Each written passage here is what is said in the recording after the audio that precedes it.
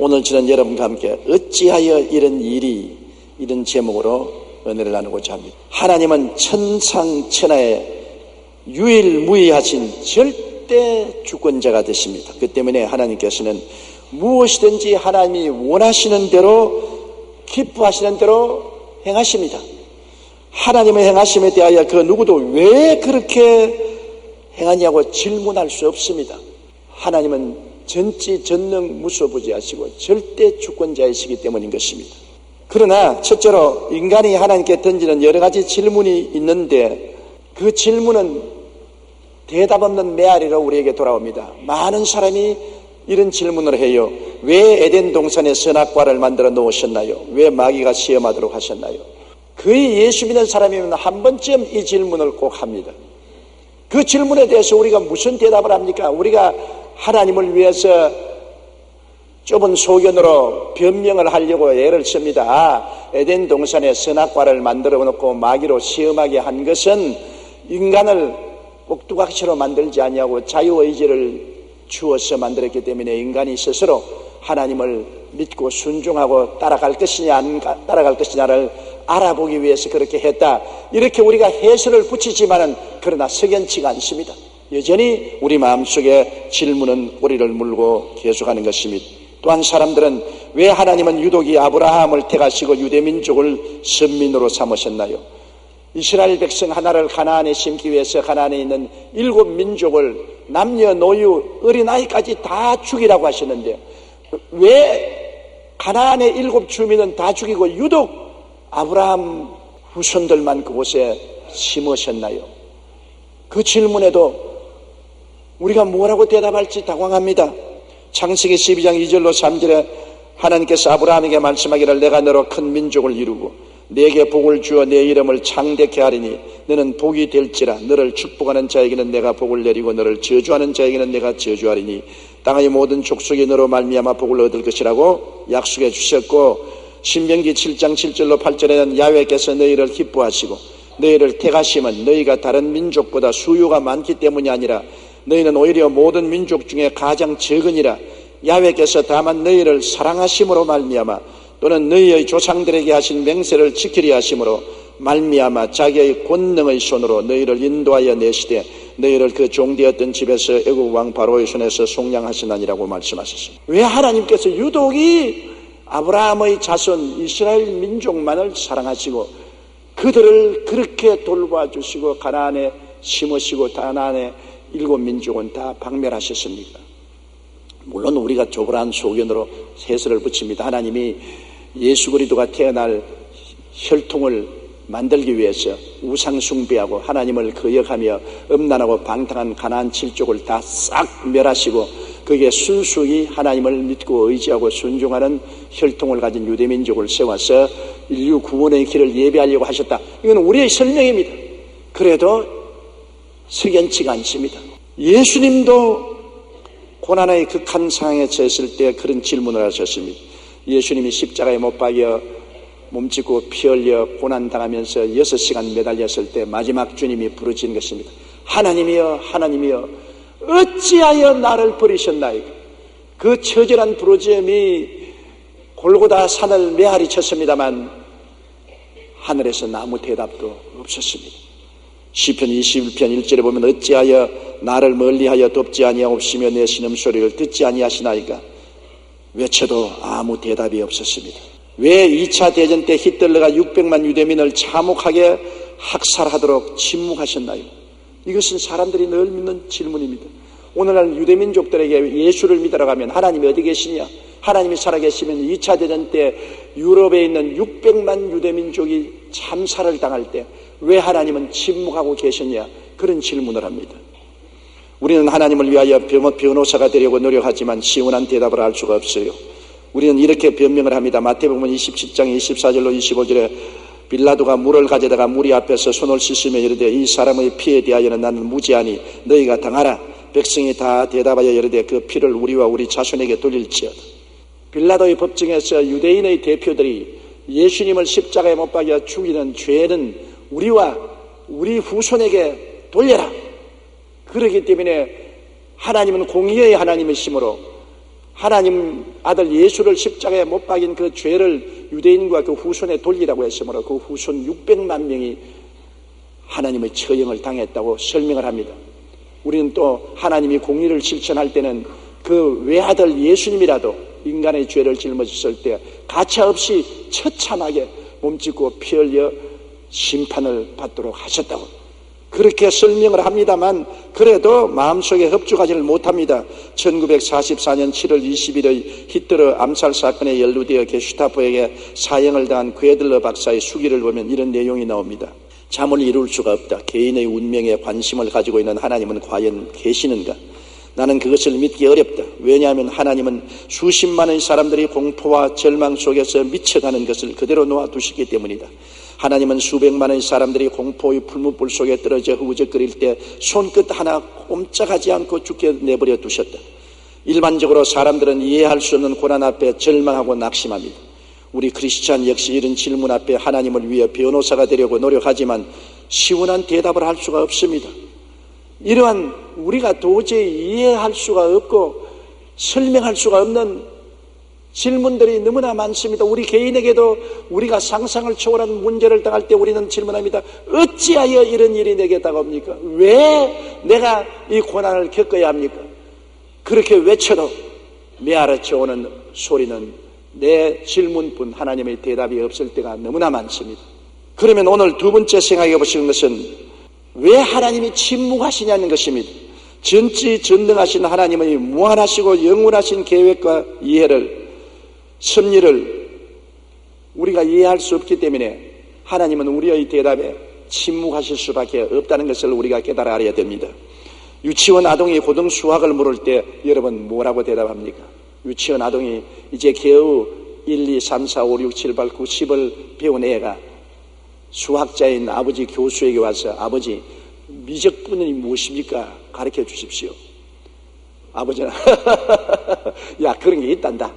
그러고 말지 이제 1, 2, 3, 4를 아는 어린아이에게 미분과 적분이라는 고등수학을 어떻게 설명합니까? 그냥 웃고 말 따름인 것입니다. 우리가 만일 아인슈타인 박사에게 와서 아인슈타인 박사님 상대성 원리가 뭡니까? 가르쳐 주십시오. E 고로 MC 자성 에너지는 질량과 광속의 배수를 한 것과 같다. 설명 좀 해 주십시오. 아인슈타인이 그냥 알고만 계세요. 뭐 설명할 수 없어요. 우리에게 아인슈타인의 상대성 원리를 아무리 설명해 준단들 우리 이해할 도리가 없습니다. 이 세상에는 우리가 이해할 수 있는 것이 있고 이해할 수 없는 것이 너무나 많습니다. 유한한 인간의 식견으로 전지하신 하나님을 평론할 때 하나님은 웃으시고 침묵할 따름인 것입니다. 어찌 인간에게 하나님의 그 놀라운 섭리를 다 설명할 수가 있겠습니까? 창조주의 섭리와 운행을 피조물인 인간이 다 헤아릴 수가 없습니다. 한 시인은 이렇게 노래했습니다. 나룻배가 바다를 담을 수 없듯이 인간의 조그마한 가슴에 하나님의 넓은 세계를 다 담을 수가 없다. 바다를 건너가는 나룻배 속에 바다를 담을 수가 없지 않아요. 그처럼 좁아온 인간의 가슴 속에 바다와 같이 넓은 하나님의 청량할 수 없는 섭리를 어떻게 이해할 수가 있겠습니까? 인간은 유한한 시간과 공간의 산물입니다. 이러한 인간이 무한하시고 영원하신 하나님의 마음을 어떻게 이해할 수 있겠습니까? 한 번은 금이 가고 조금 깨진 오래된 물항아리가 있었습니다. 그 항아리의 주인은 다른 항아리와 함께 깨진 물항아리를 가지고 늘 우물에 가서 물을 길러왔습니다. 오랜 세월이 지나도록 그 주인이 깨진 항아리를 버리지 않고 사용하므로 항아리는 항상 주인에게 미안한 마음이 생겼어요. 내가 깨어지고 금이 안 갔더라면 물을 많이 길러올 수 있을 것인데 우물에서 물을 길러오면서 물이 줄줄 흐르므로 주인이 얼마나 고생을 하는가. 미안하다. 내가 온전치 못해 주인께 폐만 끼치는구나. 나로 인해 그토록 힘들게 구한 물이 새어버리는데 아직도 나를 사용해 주시다니. 그래서 하루는 깨진 항아리가 용기를 내서 주인에게 물었습니다. 주인님, 왜 저를 버리고 온전한 새 항아리를 구하지 않으시나요? 저는 이제 별 쓸모가 없을 텐데요. 그 말에 주인은 미소만 짓고 아무 말도 하지 않았습니다. 그리고 한참을 걷다가 항아리에게 얘야, 우리 지난 길을 돌아보아라. 항아리가 고개를 돌려 길을 보니 길가에 아름다운 꽃들이 한들거리며 피어 있었습니다. 주인은 항아리를 토닥거리며 이렇게 말했습니다. 저 아름다운 꽃들이 모두 너희 깨어진 틈으로 나온 물을 먹고 피어난 것이다. 깨어진 항아리는 왜 주인이 자기를 사용하는지 자기만 바라보니 알 수가 없었습니다.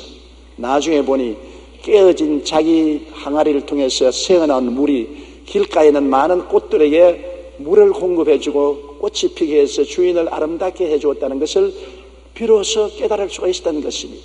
우리의 삶도 마찬가지입니다. 인간은 유한한 시간과 공간의 산물이므로 무한하시고 영원하신 하나님의 계획과 섭리를 이해할 수 없을 때가 많습니다. 그럴 때 하나님은 그냥 허허 웃으시고 침묵하실 수밖에 없습니다. 설명이 안 되니까요. 인간이 무한하고 영원하신 하나님의 마음을 어떻게 이해할 수 있겠습니까? 이사야 55장 8절에 이는 내 생각이 너희 생각과 다르며 내 길은 너희 길과 다르다고 말씀하시는 것입니다. 무지한 상대를 이해시킬 수 없을 때는 그냥 웃고 침묵할 수밖에 없습니다. 그럼 셋째로 우리가 감당할 수 없는 이 문에 대한 우리의 태도는 어떻게 해야 되겠습니까? 도저히 내가 감당할 수 없는 인생의 문제가 생겨나고 마음속에 하나님에 대한 질문이 있을 때 하나님은 침묵하시고 대답이 없었습니다. 우리는 어떻게 그 인생 문제를 걸머쥐고 살아갈 수가 있겠습니까? 여러분, 아브라함에게는 하나님이 왜 이삭을 제물로 드리라고 하시는지 이유를 알 수가 없었습니다. 100살에 허락하셔서 주신 아들이 이제 청소년이 되어서 눈에 넣어도 아프지 않게 아버지 시중을 들고 아버지의 친구가 되어 있는데 하루는 아버지가 그 아들 생각을 하고 있을 때 하나님께서 말씀하셨습니다. 아브라함아, 아브라함아, 내 사랑하는 외독자 이삭을 데리고 모리아산에 가서 잡아서 각을 떠서 장작불에 넣어 태워서 나에게 향기로운 제사로 드리라. 이해가 됩니까? 아이고 하나님 무슨 말씀을 하십니까? 100살이 되어서 기도 응답으로 준 아들을 이제 청소년이 되었는데 잡아서 각을 떠서 내 손으로 장작불에 태워 하나님께 제물로 드리라니요. 왜요? 왜? 어찌하여 이런 일을 원합니까? 대답이 없어요. 불러도 대답하지 않으십니다. 아브라함은 이 난처한 문제를 어떻게 해결합니까? 아브라함은 이 문제를 해결할 때 그는 하나님의 성품을 가지고 해결했습니다. 아브라함은 하나님은 절대 선하신 분으로 나에게 손해될 일은 안 하신다. 살든지 죽든지 흥하든지 망하든지 성하든지 쇠하든지 나는 믿고 순종할 따릅니다. 하나님이 절대 선하신 분이기 때문에 믿고 순종할 따릅니다. 내 아들을 죽여놓아도 하나님께서 도로 살릴 줄 나는 믿는다. 아브라함이 하나님 명하신 것을 도저히 이해할 수 없을 때 그는 이해하려고 하지 않고 그냥 믿기만 하는 것입니다. 믿기만 하는 것입니다. 히브리서 11장 17절로 19절에 아브라함은 시험을 받을 때 믿음으로 이삭을 드렸습니다. 그는 약속들을 받은 자로 돼 그의 외아들을 드렸느니라. 그에게 이미 말씀하시기를 내 자손이라 칭할 자는 이삭으로 말미암으리라 하셨으니 그는 하나님이 능히 이삭을 죽은 자 가운데서 다시 살릴 줄로 생각한지라. 비유컨대 그를 죽은 자 가운데서 도로 바른 것이니라. 아브라함은 하나님이 어떻게 잿더미 속에서 죽은 죄가 된 아들을 도로 살릴지 그건 모릅니다. 모르는 것은 모르는 것이죠. 아브라함이 안 것은 하나님은 절대 전능하시고 전지하시고 무소부지하시며 그는 하나님의 선하심을 믿는다는 것밖에 없습니다. 우리가 하나님께 질문해서 대답받을 수 없는 문제는 어떠한 사망의 엄침한 골짜기로 지날지라도 하나님은 절대로 선하신 하나님, 결과에 선을 주신다는 하나님을 믿고 나갈 도리밖에 없습니다. 교회 안수집사님 한 분이 교회에 나오는데 목사님 설교가 늘 그게 그기고 그게 그겁니다. 올해 교회 나오니까 벌써 목사님이 아브라함이 그러면 끝이 무슨 설교가 나오는지 다 알고 있었습니다. 그래서 그 부인 보고 여보 교회는 당신이 나가고 나는 주일날 자연과 더불어 살겠다.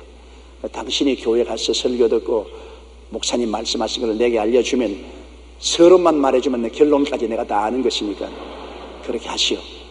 부인이 그래도 예배는 하나님께 드리는 것이지 설교만 들어가는 건 아니잖아요. 교회 갑시다. 아야 나는 못 가. 당신 혼자 가.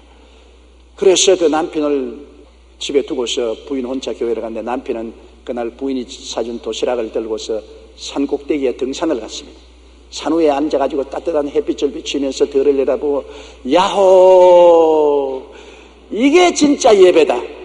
푸른 창공 밑에 높은 산 위에 올라서 자연을 바라보고 야호를 외치고 이게 예배다. 그래 맛있게 점심을 잔뜩 먹고 팔베개를 하고 들어 누워서 하늘을 치라고 있다가 깊은 잠에 떨어졌습니다. 얼마나 깊이 잤든지 실컷 자고 깨니까 한밤중이에요. 천지가 캄캄합니다. 어디로 내려가야 될지 알 수가 없어요. 아유, 큰일 났구나. 오늘 우리 집사람과 교회 예배 갔더라면 지금 좀 집에 와서 따뜻한 이부자리에 잘 걸어가지고서 내가 고집부르다가 이 고장을 당했구나. 하나님 아버지 용서하여 주시옵소서. 어떻게 집으로 돌아갈지 모르겠어요. 내려가는 길을 좀 도와주시옵소서 하고 벌벌 기어서 산비탈을 내려오다가 그냥 비탈에 뒹굴었습니다. 그러다가 언덕에 떨어졌는데 천길만길 떨어지면서 나무에 탁 걸리기에 나무를 확 잡고 매달렸습니다. 캄캄한데 뭐 천지가 아득하고 아무것도 안 보이고 사람 살려라 메아리만 치고 아무 소리가 들리지 않습니다. 아이고 하나님, 내가 교회 갔더라면 이런 고통 안 당할 것인데 예배드리지 않고 산에 야호하러 왔다가 이 고장을 당하니 한 번만 용서해 주십시오. 사람 살려라. 아무 대답이 없어. 그래서 하나님 날 좀 살려주십시오. 다시는 내 혼자 산에 올라오지 않겠으니 살려주십시오. 그러니까 하나님 음성이 들리면 오냐 살려주마. 감사합니다 하나님, 지금 나를 좀 살려주십시오. 오냐 살려주마. 그러니 너 놓았던 손을, 잡았던 손을 놓아버리라. 밑을 내보니까 새카맣거든. 밑에가 아무것도 안 보이거든.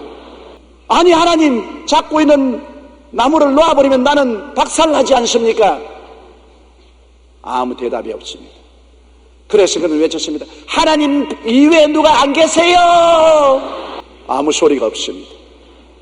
그는 도저히 이해할 수가 없습니다. 캄캄한 밤 하늘을 쳐다보도 땅을 내려다보도 아무것도 안 보이는데 나무가지에 매달리는데 왜 손을 놓으라고 했냐. 이해할 수 없습니다. 그러나 나중에 너무 팔이 아프니까 어찌할 수 없이 팔을 견딜 수가 없어 손을 탁 놔버리니까 철썩하고 떨어지는데 땅 위에 1m 위에 높은 데서 땅에 떨어지고 난 다음에야 하나님이 왜 손을 놔라는 것을 이해할 수가 있는 것입니다. 우리 인생도 그와 같은 캄캄한데 하나님을 믿고 나가는 도리밖에 없고 우리가 이해할 수는 없습니다. 모든 것을 우리가 이해하고 나가려면 우리의 생활은 실패합니다. 하나님이 좋은 하나님인 것을 알고 하나님은 선하시고 절대로 선을 행해 주신다는 것을 하나님 그것을 알고 믿음으로 나가야지. 하나님 날 깨닫게 해주시면 믿겠습니다. 깨닫게 해주시면 순종하겠습니다. 그렇게 되면 인생을 실패하는 것입니다. 아브라함은 절대절명의 위기였습니다. 그 외아들을 잡아서 각을 떠서 제물로 드리라고 하는데 어떻게 이해할 수 있겠습니까? 하나님 나는 이해 못해요. 하나님은 내가 너보고 이해하라는 말 안 한다. 나는 너로 순종하라고 말한다. 언제 이해하라 그는? 나는 순종하라고 말한다. 왜 주일날 꼬박꼬박 교회 나가야 됩니까? 주일날 좀 집에서 쉬어도 되지 않겠어요? 나는 이해할 수 없어요. 나 너보고 이해하라는 말을 하지 않았다. 주일날 교회 나오라고 순종하라 그랬다. 11조 주님 11조 나는 다 써도 생활하기 어려운데 왜 11조 꼭 잡수셔야 됩니까? 왜 11조 내라갑니까? 이해가 안 됩니다. 나 너보고 언제 이해하라 그랬나? 순종하라 그랬지. 아이고 하나님, 신문 보기도 답답한데 성경을 어떻게 읽어요? 기도가 잘 안 나오지 않습니다. 그냥 기도는 목사님이 하게 하고 나는 안 하게 해 주시옵소서. 이해할 수가 없는데요. 하나님은 나 너 이해하라고 말한 것이 아니다. 순종하라는 것이다. 우리는 이해하기 위해서 하나님을 믿고 나온 것이 아니라 믿고 순종하기 위해서 나왔다는 것을 알아야 되는 것입니다. 믿고 순종하고 나면 훗날에 이해하게 됩니다. 아브라함이 아들을 모리아산에 데리고 와서 묶어서 장작 위에 얹혀놓고 발로 목을 밟고 칼로서 목을 찢으려고 할 때 하나님이 아브라함아 아브라함아 그 아들에게 손대지 말라. 네가 내 외독자 외아들도 아끼지 않고 나에게 내놓았으니 내가 참으로 나를 사랑하는 줄 아노라. 그때야 비로소 하나님의 뜻을 이해할 수 있는 것입니다. 믿고 순종하고 난 다음에 이해할 수 있는 것이지, 여러분 우리가 이해를 먼저 하려면 안 되는 것입니다. 요셉도 보십시오. 요셉은 그 고난의 과정마다 하나님의 뜻을 이해할 수가 없었습니다. 인간은 하나님을 이해할 수 없습니다. 오직 믿고 순종할 따름입니다. 창세기 37장 28절에 형들이 요셉을 구덩이에서 끌어올리고 은 20에 그를 이스마엘 사람들에게 팔매 그 장인들이 요셉을 데리고 애굽으로 갔더라. 형들에게 팔려서 애굽의 종으로 내려가는 요셉, 하나님 나를 왜 이렇게 하십니까? 아무리 물어도 대답하지 않습니다. 이해할 수 없습니다. 잔뼈가 다 자라도록 10년이 넘도록 종살이하면서 수없이 요셉이 울었을 것입니다. 하나님 고향 산천 떠나서 왜 내가 종살이 해야 됩니까? 대답이 없습니다. 나중에 가정총무가 되어 살만하는데 보디발의 아내의 참소를 당해서 하늘을 보고 통곡하고 땅을 치고 통곡한들 변명해 줄 사람이 없는 누명을 덮어쓰고 감옥에 들어가서 하염없이 감옥에서 2년 동안 썩어갑니다. 하나님 왜 이랬습니까? 왜 고통이 당합니까? 하나님은 대답이 없었습니다. 하나님은 절대 주권자이시기 때문에 하시는 일에 구구이 우리에게 설명하지 않습니다. 그러나 그가 애굽의 국무총리가 되어 올라앉았을 때 비로소 왜 하나님이 형들을 통해서 자기를 종으로 팔았고 왜 감옥까지 들어왔는지를 이해하게 된 것입니다. 이해는 훗날에 다가오는 것입니다. 그 고통 속에는 오직 믿음과 순종밖에는 더 구할 것이 없는 것입니다. 한 선교사 지망자가 몹시 추운 겨울 새벽에 면접 시험을 치르기 위해 선교국에 찾아갔습니다. 선교국에서는 그 지망자를 보고 새벽 3시까지 늦지 말고 오라고 했는데 새벽 3시에 벌벌 떠면서 추워서 선교부 사무실에 가니까 아무도 없어요. 그게 쪼그리고 앉아서 무려 5시간을 기다리는데 아침 8시가 되어서 시험관 한 사람이 어슬렁어슬렁 나타나서 한마디 사과도 없이 자 면접을 시작해 봅시다. 그리고 면접 시험이라는 것이 고작 무슨 말이냐면 학교라는 말을 한번 적어 보십시오. 이거는 초등학교 학생 1학년도 할 수 있는 문제입니다. 학교라는 말을 적으니까. 그 다음에 둘 곱하기 둘은 뭡니까? 넷입니다. 그러니까 면접하는 사람이 당신 오늘 선교사로서 시험에 합격했습니다. 무슨 시험이 이런 시험이냐?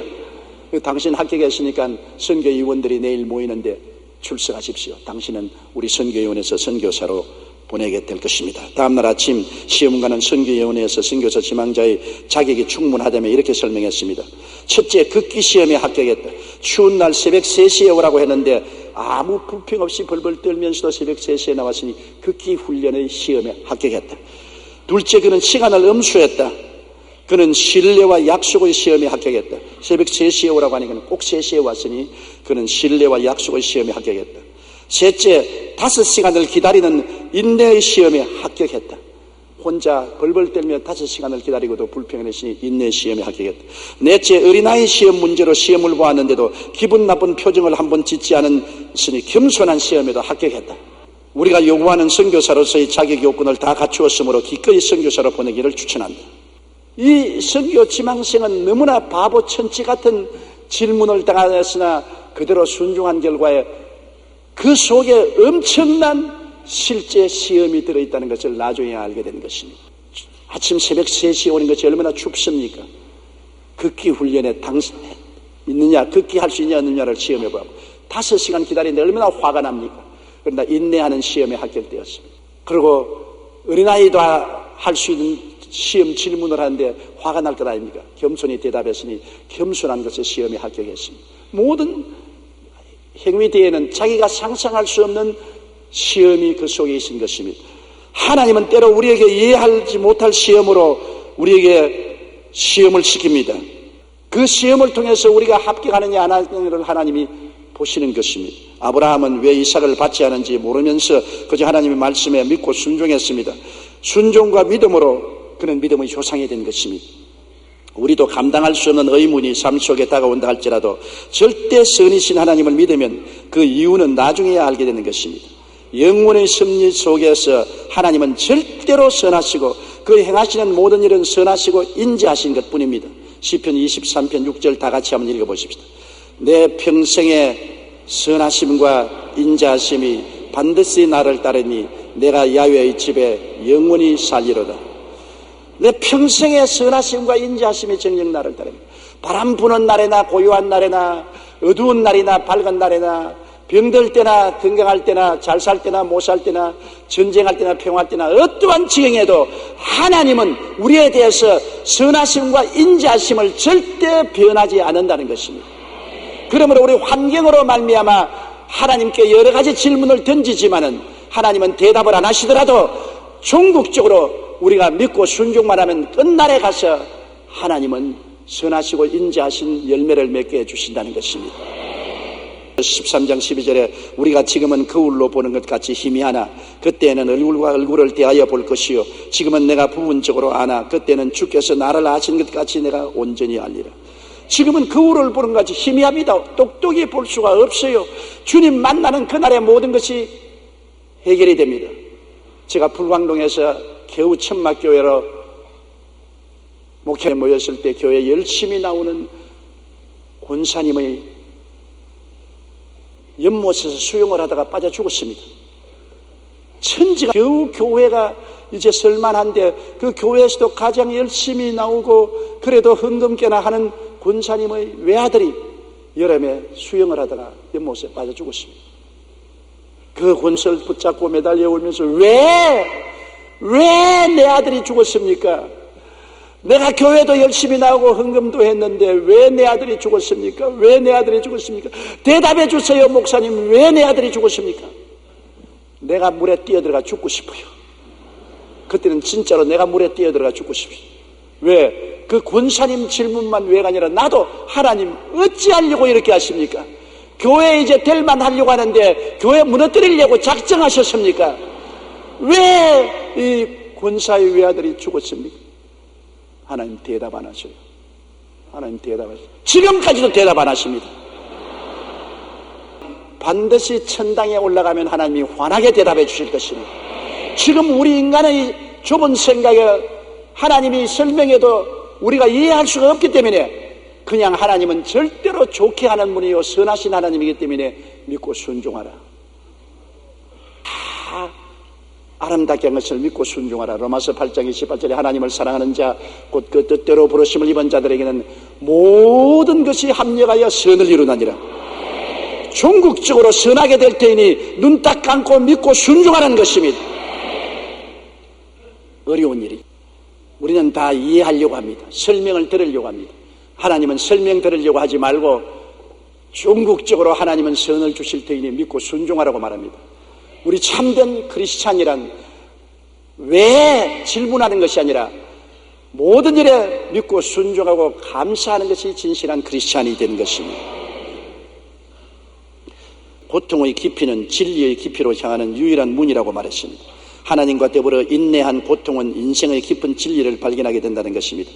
그리고 그는 하나님께서 우리를 깊은 물로 이끄시는 것은 물에 빠져들이기 위함이 아니라 깨끗하게 하기 위함이라고 말했습니다. 하나님의 의도는 절대 선입니다. 우리가 이해하지 못한다 할지라도 우리를 사랑하시는 하나님은 좋은 의도가 있는 것을 알아야 됩니다. 우리가 부르는 찬송가 중에 파니 크로스비 여사가 작곡한 찬송이 많습니다. 그녀는 출생 6개월 만에 의사의 실수로 소경이 되었으나 한 번도 하나님을 원망하거나 운명을 탓하지 않고 늘 하나님께 감사 찬송을 드렸습니다. 그녀는 간증 중에 내 육신의 눈은 감겼으나 영의 눈을 쓰게 하셔서 하나님의 선한 뜻을 이루셨다고 말했습니다. 그녀가 지은 찬송 중에 우리가 많이 부르는 434장 나의 갈 길 다가도록은 전 세계 기독교인들이 애창하는 찬송입니다.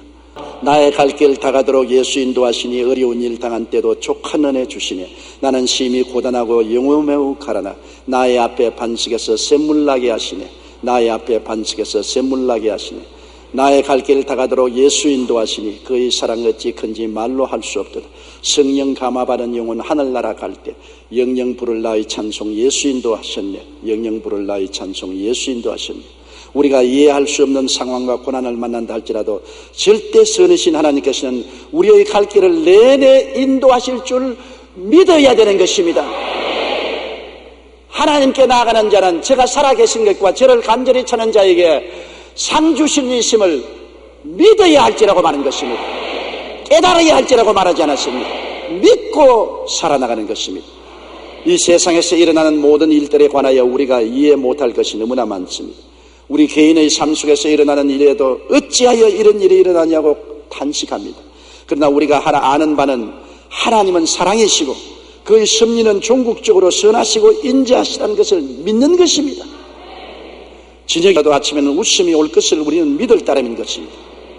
1930년대 미국에 대공황이 몰려온 적이 있습니다. 그 당시 클레어란스 데로라는 유명한 무신론자가 있었습니다. 이 사람은 법률가 출신인데 무신론자의 무정부주의자였었습니다. 미국이 경제공황에 빠지자 그는 자기의 무신론을 설파할 수 있는 절호의 기회라고 생각하고 여기저기 돌아다니며 여러분 이 사태를 보십시오. 하나님이 살아계신다면 이 어려운 상황을 우리에게 주시겠습니까?